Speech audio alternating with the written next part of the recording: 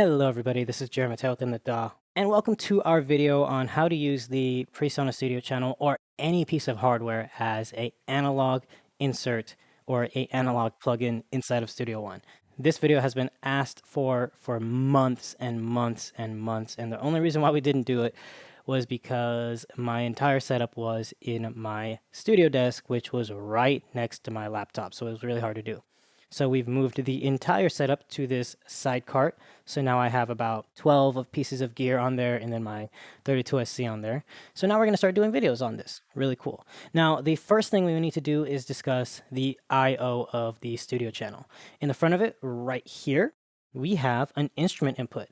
What this does is essentially give us the ability to plug in a DI input with a tube preamp or tube drive section. So let's say my Gibson Les Paul with the passive pickups doesn't have an amp. I go out of the Les Paul with a guitar cable, go into the instrument input, and this becomes an active DI box, which is very good because it gives me lots of gain, it gives me some tube saturation, it gives me an EQ and a compressor.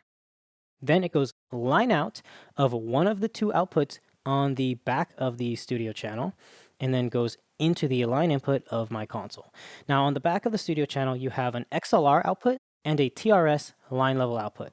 Both of these are actually line level. So remember that if you are using the XLR output and you're going to go XLR into your interface, to turn your interface's gain almost all the way down to prevent any unwanted noise or any unwanted clipping. Now on the back of the unit, you also have a TRS input. This is line level input. So plugging into that is actually going to bypass the preamp and bypass the instrument input, meaning that you're only going to be able to use this as a hardware insert or as a piece of mixing gear. The way that I bypass this is I actually plug into the XLR input on the back and just activate the 20 decibel gain. And that way everything operates at about line level.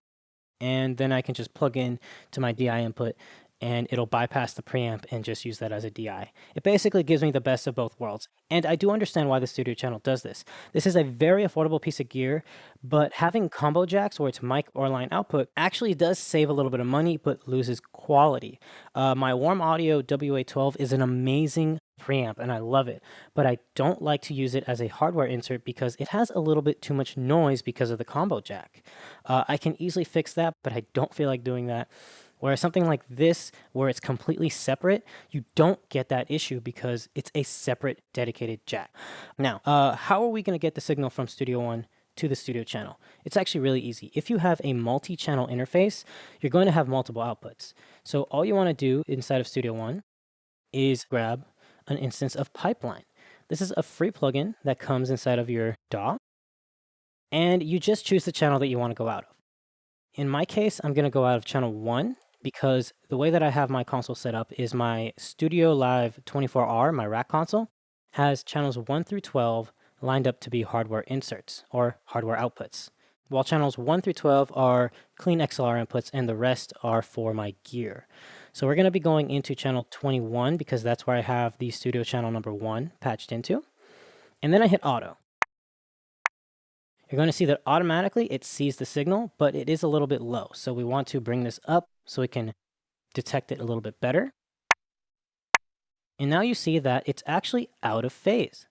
So we just hit that, and now you see that it's perfectly in phase. We are getting a little bit of clipping, but at least we know where the signal starts and ends, which is great. The next step is to choose how we're going to do this. So let me explain what we're doing. I'm going to be playing this bass DI, and I'm going to be sending this through my bass preamp, and then it's going to go out of the DI output of that into the XLR input of the studio channel, and I'm going to drive the tube section and use the EQ and compressor to shape the tone. So this is the DI before anything.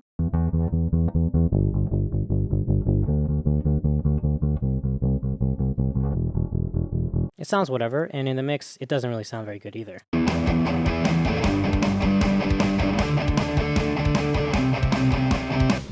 And this is because this is a track that was sent to me. I don't like most of these tracks, and I'm actually going to reamp everything using my own amps and my own basses. So the first thing we're doing is taking this out of bypass and taking a listen to what we have now. Bring down the output. Let's bypass the plugin.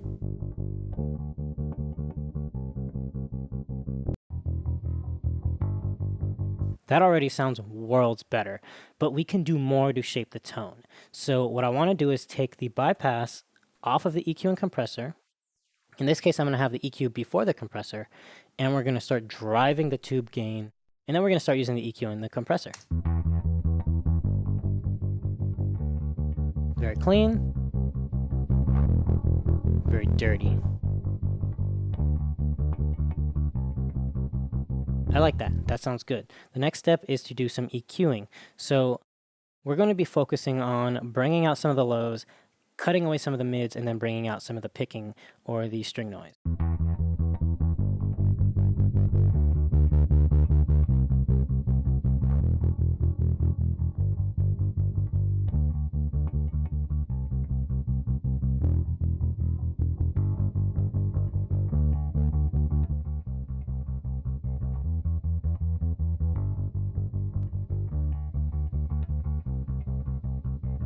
Bypass the EQ.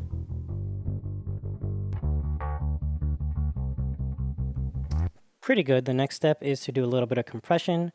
So let's bring up the ratio to something really high at first, and then we will start getting some compression and dial it in.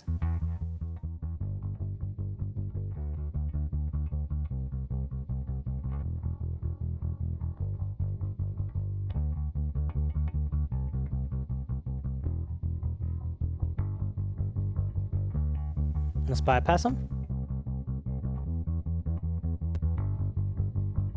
And then let's bypass the studio channel altogether.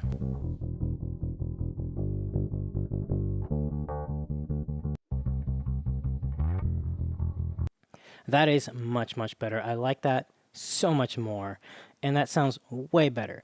Notice how everything's pretty seamless. Nothing has any weird pots or scratchiness to it. It sounds very clean, very clear. And that's what I love about the EQ and compression section. The compressor is basically invisible while the EQ is very, very adequate and very good at just doing general tone shaping. The place where you get color is really the gain section, because you can drive the analog signal and drive the tube section and then bring it back down on the output. That's pretty much it, and it's really simple. I hope you guys enjoyed this. That's going to be it for this video. This is Jeremy Taylor within the DAW. Let me know if you want to see more stuff like this. I'm planning on doing a video showing you how I routed my patch bay, how I set it up. And then maybe if you guys want, I can do a video showing you how I have my voiceover set up. Anyway, that's it for this video. This is Jeremy Taylor within the DAW. I'll see you guys next time.